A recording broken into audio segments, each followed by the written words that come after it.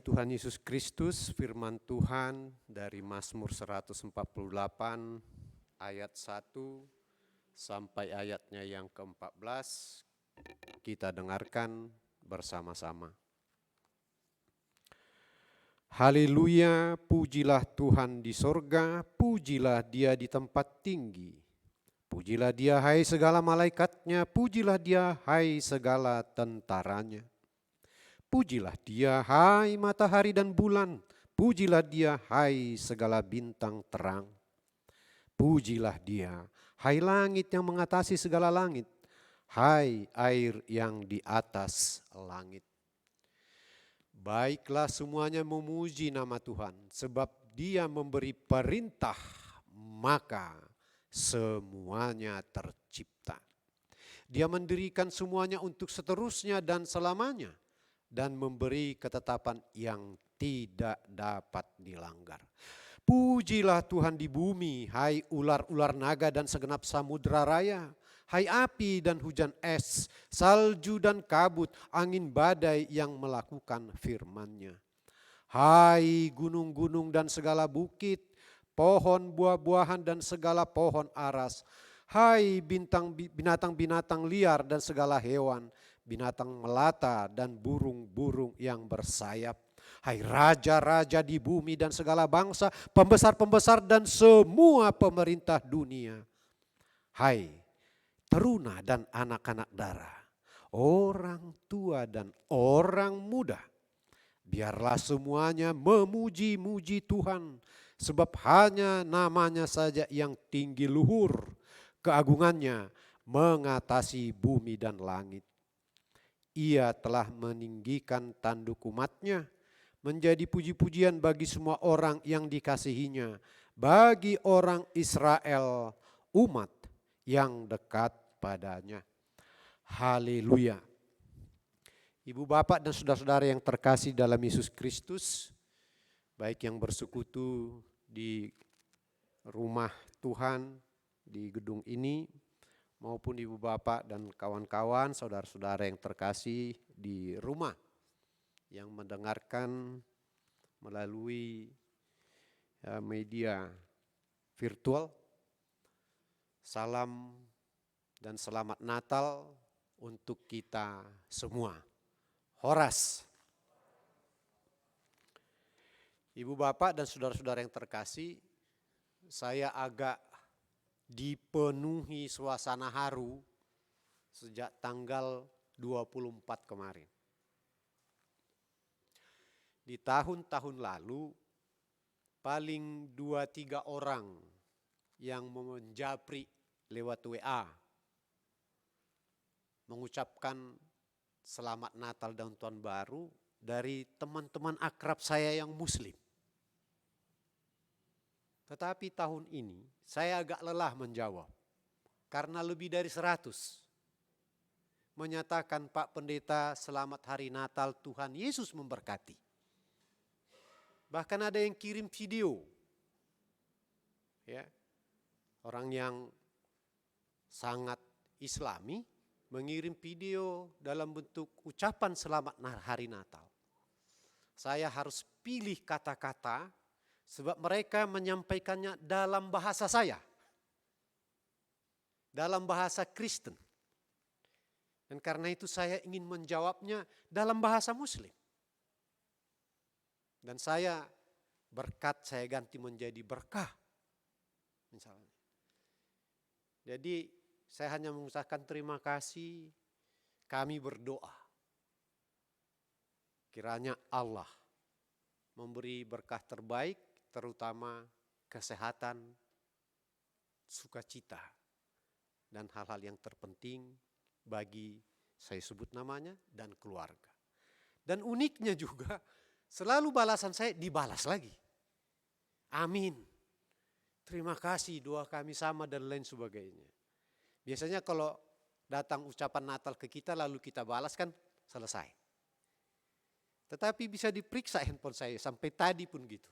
Saya tidak mau menunda untuk membalas. Supaya begitu tiba tok gitu. Jadi saya agak kuasai handphone mulai dari tanggal 24, 25 hingga hari ini.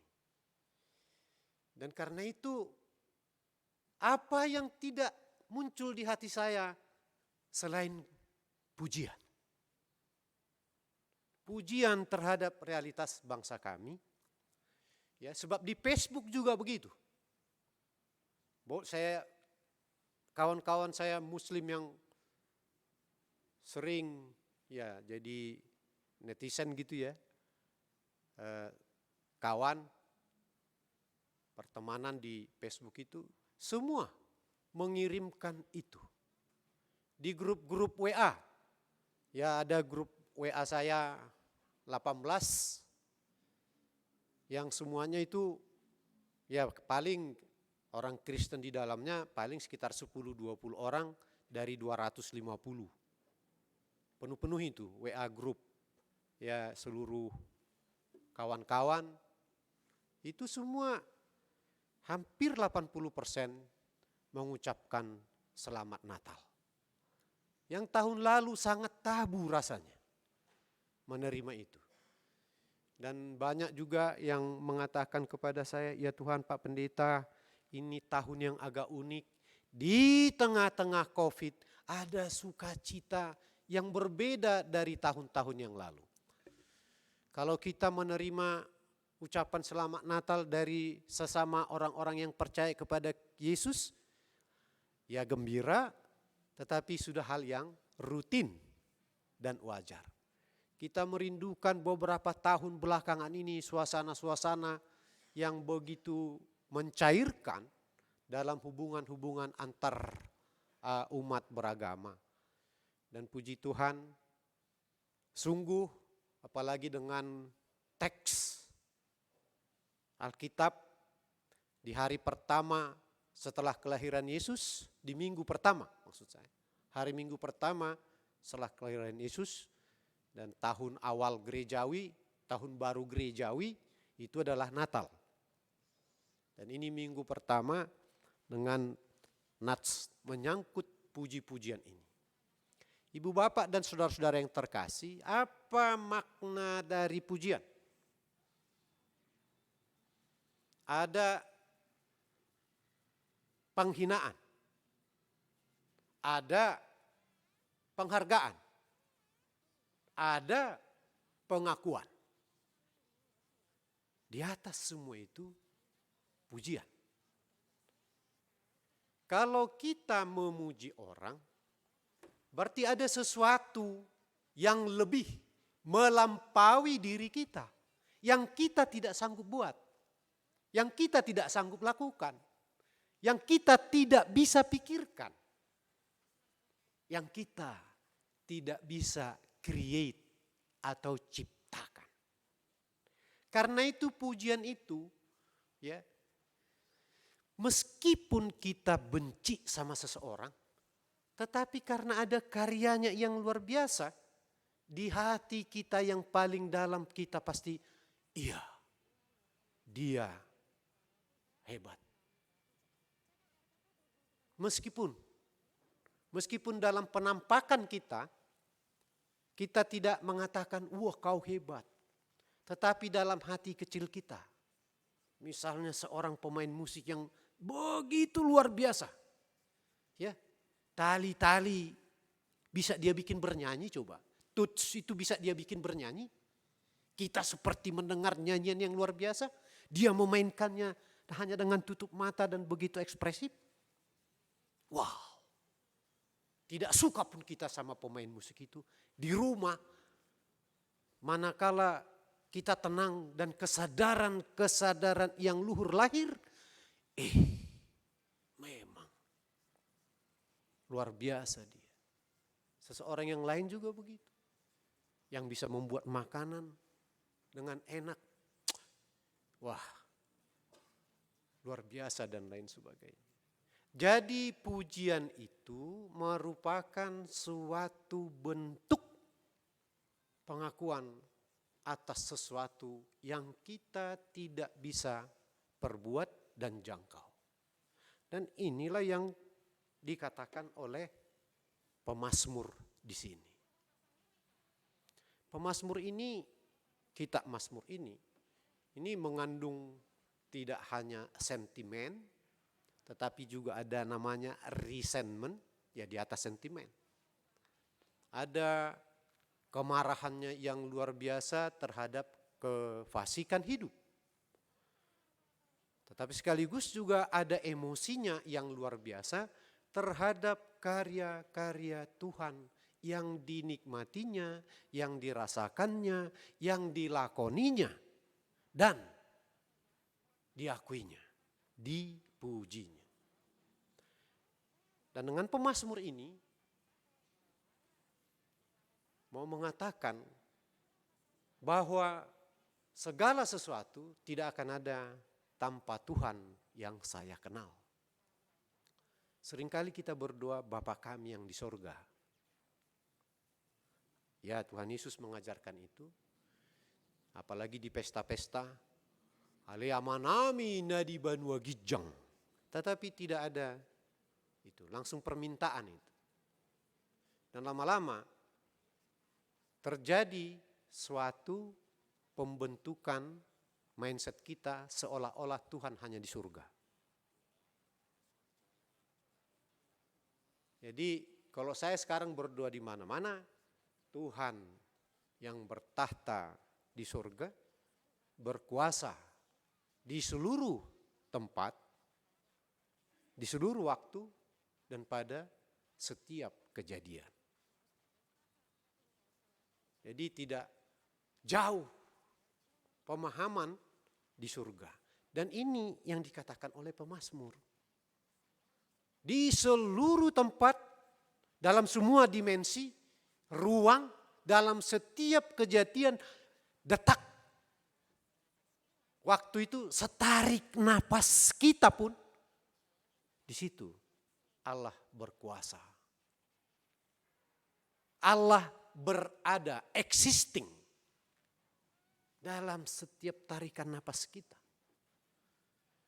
Bahwa ada bentuk-bentuk pemujaan, pujian, selalu tempat yang tinggi, Allah yang bertahta di sorga. Pemazmur sampai di bawah manapun dan sampai di atas manapun, Tuhan ada di situ dan Tuhan menampakkan kemuliaannya di situ. Tuhan memperlihatkan ketetapan-ketetapannya yang kekal di situ. Dan karena itu puji-pujian itu menjadi hal yang umum dan wajar bagi pemazmur. Dan karena itu ibu bapak dan saudara-saudara, hidup kita ini tidak bisa hanya dalam pengertian sikap, pikiran, hati yang vertikal saja. Tuhan tidak menyukai kehidupan yang hanya berporos ke atas. Penampakan yang sangat dikehendaki Tuhan adalah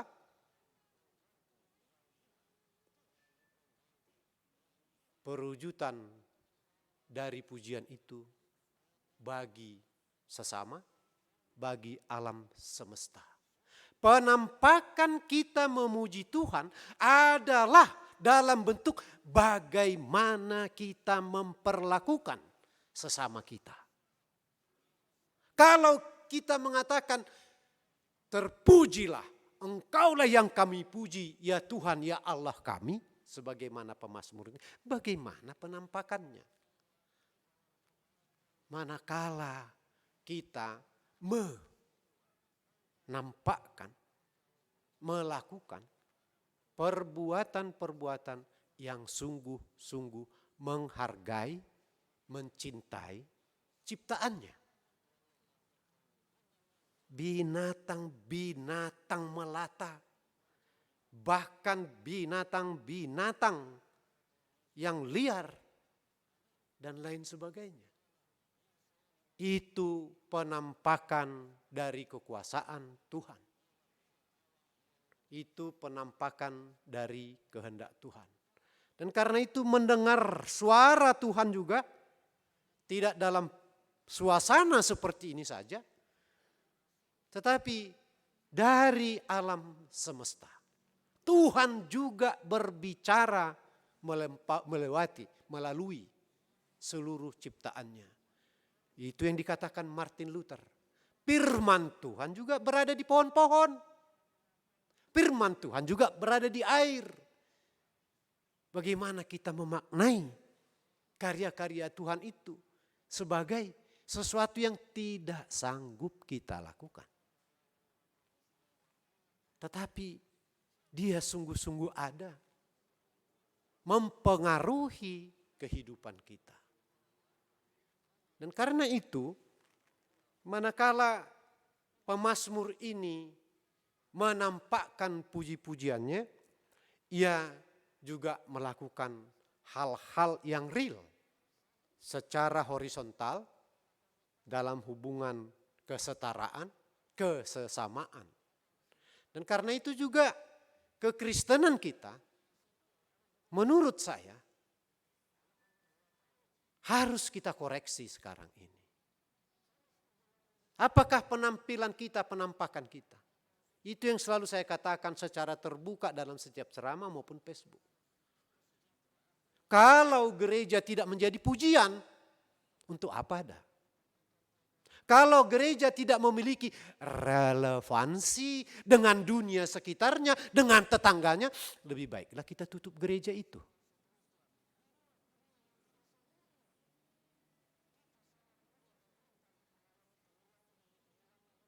Harus ada makna, manfaat, rasa dari tetangga-tetangga gereja. Sama seperti yang dikatakan tadi, kawan-kawan muslim yang memberi selamat Natal, Tuhan Yesus memberkati Pak Pendeta. Dia memberi relevansi pada diri saya. Ada sesuatu yang dia tanamkan, bernilai, menggugah, mengharukan, dia sangat relevan. Bagaimana gereja sekarang? Saya sedang berpikir sekarang, terutama di HKBP, yang muncul misiologi jemaat, misi terhadap jemaat. Saya bilang ini udah kecelakaan. Orang yang percaya diinjili. Kita harus berpikir sekarang, yang perlu sekarang ini di tengah-tengah realitas ini supaya Tuhan dimuliakan, Tuhan terpuji, harus misiologi negara atau misiologi masyarakat. Beda kan? Mendengarnya aja kita udah beda. Misiologi gereja. What? Tapi kalau kita kata misiologi negara, misiologi masyarakat, kita tidak sentrifugal, tetapi kontrifugal namanya. Keluar. Itu juga kritik-kritik terhadap yang seperti ini. Orang bilang ini ibadah, siapa bilang ini ibadah? Dalam tradisi Yahudi ini namanya tefillah, sembahyang. Kalau ibadah itu dari kata abudah, perbuatan real, konkret. Satu-satunya perbuatan konkret yang namanya abudah dalam setiap tefillah atau ritual ini adalah ketika kita memberi persembahan. Di luar itu tidak. Yang namanya ibadah hanya ketika kita memberi persembahan. Tindakan konkret, perbuatan. Yang lain adalah tefillah, bahasa Ibraninya. Tefillah yang selalu diikuti tehilim. Itu nyanyian. Itu namanya sembahyang. Penting, sangat penting. Untuk kita melakukan penguatan dan konsolidasi iman. Bagaikan mengisi handphone yang sudah lowbat. Sembahyang ini mengisi kita. Ritus ini mengisi kita. Lowbat selama seminggu, kita charge dia. Lalu setelah di-charge, handphone itu akan beribadah, berabudah. Handphone itu bisa melakukan. Kalau tidak kita charge, mati kan? Jadi sembahyang ini adalah konsolidasi. Bagaimana gereja harus melakukan misinya terhadap tetangga-tetangga. Lebih dalam lagi, ya mungkin gak cukup 1 hari saya berkhotbah di sini. Menyangkut misiologi itu. Tetapi ada sekarang pengembangan buku, saya mulai itu sekarang.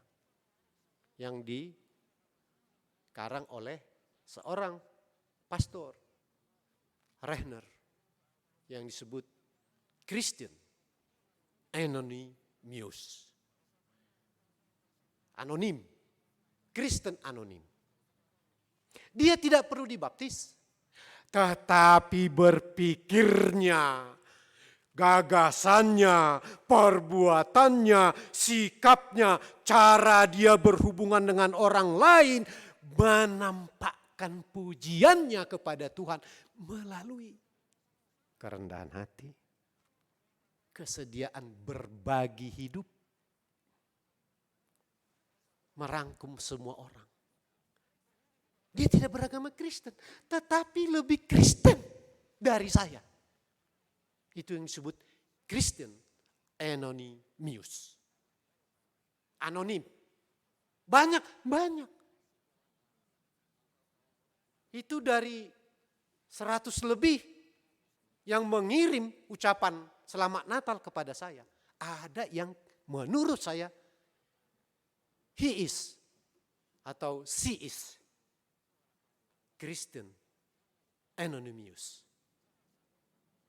Dia bersikap, substansi isi hatinya, pikirannya sangat Alkitabiah. Tetapi tidak beragama Kristen. Banyak saya jumpai. Lalu saya bilang, kami ini memang Kristen tevila, bukan Kristen ibadah. Kristen Anonymous itu Kristen ibadah, bukan Kristen tevila. Dia membuat orang, dia paksa orang untuk memuji Tuhan melalui perbuatannya. Alhamdulillah katanya. Kita bilang haleluya.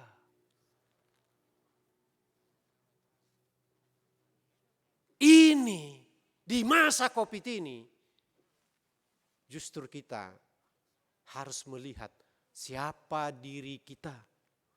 Total, apakah diri kita melahirkan pujian dan membuat orang, ya pendeta Saud itu aduh apaan sih.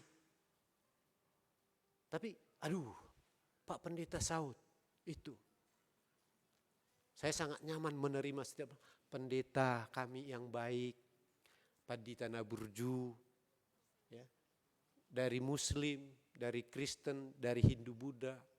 Waduh, rasanya gitu. Kalau dari sesama Kristen, Pak di Tanah Burju, nggak somali. Hal biasa. Karena pantang kayaknya jemaat mengatakan, pendeta yang tidak baik, ada itu kayaknya. Nggak baik pun pendetanya, selalu bilang pendeta kami yang baik. Padita Nabi Burju, dang Burju paditai, tonggoi dok Padita Nabi na Burju. Gitu.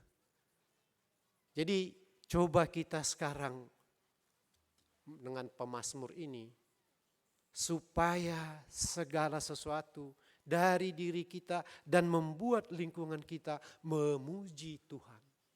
Bisa? Sangat bisa. Kekayaan kau yang membuatnya? Tidak. Kepintaran kau yang membuatnya? Tidak. Jabatan kau yang membuatnya? Tidak.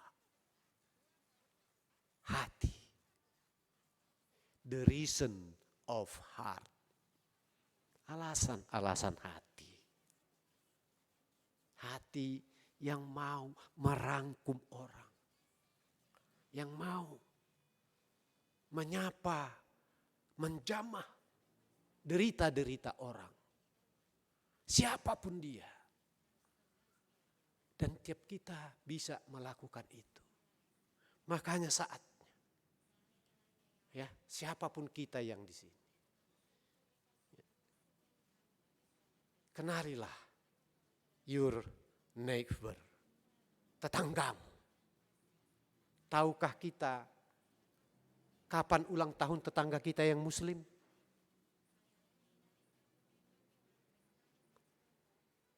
Dapatkah kita berkomunikasi?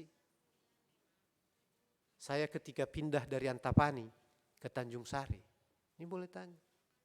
Ketua RT nangis-nangis. Pak Pendeta, aku dekatnya di Tanjung Sari pindah, Pak RT. Aduh, tapi Bapak kan gak warga saya lagi. Ketika saya pindah dari Antapani 4. Apakah karena saya kaya raya? Apakah karena saya berkuasa? Dia tahu saya pendeta. Tidak semua memang bisa. Yang paling begitu lihat ada yang langsung benci. Nah itu ke Inang pendeta ini. Ketua RW. Lebih dekat lagi tetangga kami. Tapi begitu lihat Inang pendeta. Katanya. Ya nggak perlu kita berhasil untuk semua. Ini memang Pak RW-nya karena dia mantan pejabat. Porot matanya aja, kita duduk baik-baik di rumahnya untuk memperkenalkan diri. Ya tapi nggak apa-apa, tidak semua hal bisa kita. Tapi kalau Pak RT-nya, waduh, saya ke rumahnya, dia datang ke rumah, tiap Idul Adha dia bawa. Pak RT, bisa kita. Kalau hati kita bergerak, maka akan lahir puji-pujian terhadap Tuhan. Kalau dikatakan hai segala air, pemaknaan kita terhadap air harus kita lakukan secara imania supaya semua memuji. Bagaimana kita membuat air tidak terkontaminasi? Karena ketika diciptaan Tuhan, dia murni dan menyehatkan. Bagaimana? Supaya tanah tidak luka. Supaya udara tidak menjadi racun. Supaya dia bisa mengalami keseimbangan. Bumi tidak mengalami keseimbangan sekarang akibatnya COVID. Perlu waktu dari bumi ini oleh ketetapan hukum Tuhan sendiri melalui kita supaya nanti terjadi keseimbangan. Apakah melalui vaksin? Apakah melalui proses-proses lain? Dan dengan itu Tuhan dimuliakan. Dan bila kita memuji Tuhan, yang kita imani sebagai pencipta dan juru selamat, apa artinya juga? Secara personal. Kita percaya, kepercayaan itu harus menyerahkan diri total. Dan karena itu, takutlah akan Tuhan. Awal permulaan pengetahuan, mengapa?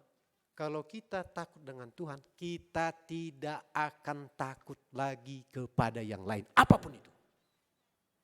Mau sakit? Tidak. Karena kita takut akan Tuhan. Kepada yang lain kita tidak akan takut. Pada penyakit tidak takut. Percaya artinya juga menyerahkan diri. Apalagi yang kita puji. Lebih dari percaya, lebih dari pengakuan pujian itu. Dan karena itu jangan pernah takut. Pujilah dia. Jalankan disiplin. Tuhan, ya saya sudah hidup bersih, hidup sehat, tidur cukup, makan cukup, membaca firman Tuhan cukup, bersosial cukup. Tidak perlu, kalau kau mau cabut nyawa saya sekarang, itu hakmu Tuhan. Tanpa COVID pun saya bisa meninggal. Kawan saya juga bisa meninggal, tabrakan kah, pesawat jatuh kah, apakah dan lain sebagainya.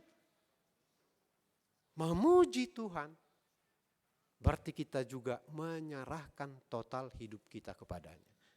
Dan setia mentaati. Ya kalau COVID dikatakan ini kamu harus social distance, kamu harus patuhi ini dan lain sebagainya. Lakukan itu bukan karena rasa takut kita, tapi rasa iman kita kepada Tuhan. Dan dengan cara itu kita tidak memiliki rasa takut apapun lagi. Sebab Dia yang berkuasa itulah yang menentukan diri kita. Kalau diambil COVID, oh Tuhan pakai itu. Sejauh kita bersih, masker, social distance, gizi-gizi yang tambah, tidur yang tambah, dan lain sebagainya. Apa yang kita permasalahkan? Dalam semua hal kita harus dan pasti dan dapat memuji Tuhan. Amin. Kami memuji Engkau Tuhan di dalam setiap peristiwa segala hal, bahkan di tengah keterancaman hidup ini. Kami memuji-Mu karena Engkaulah yang berkuasa di dalam semua hal. Dan ketetapan-ketetapan-Mu yang pasti terjadi. Orang yang tekun, yang taat dan disiplin. Oleh ketetapan-Mu sendiri akan meraih yang lebih baik. Termasuk dalam kesehatan dan kehidupan ini. Biarlah ya Tuhan kehidupan kami dari detik ke detik. Di dalam setiap tempat. Pada semua kesempatan. Agar memuji. Menjadikan pujian bagi-Mu. Dan karena itu tambahkan ya Tuhan. Kepada seluruh jemaat-Mu ini. HKBP Bandung Reformanda utamanya. Dan seluruh jemaat Tuhan, seluruh ciptaan umat Tuhan di dunia ini. Berikanlah tambahan-tambahan berkat-Mu yang lebih baik, terpenting, dan kecukupan. Dan jadikanlah kami ya Tuhan. Hidup terus menerus dalam pujian demi pujian kepada Engkau. Terima kasih ya Tuhan Yesus. Amin.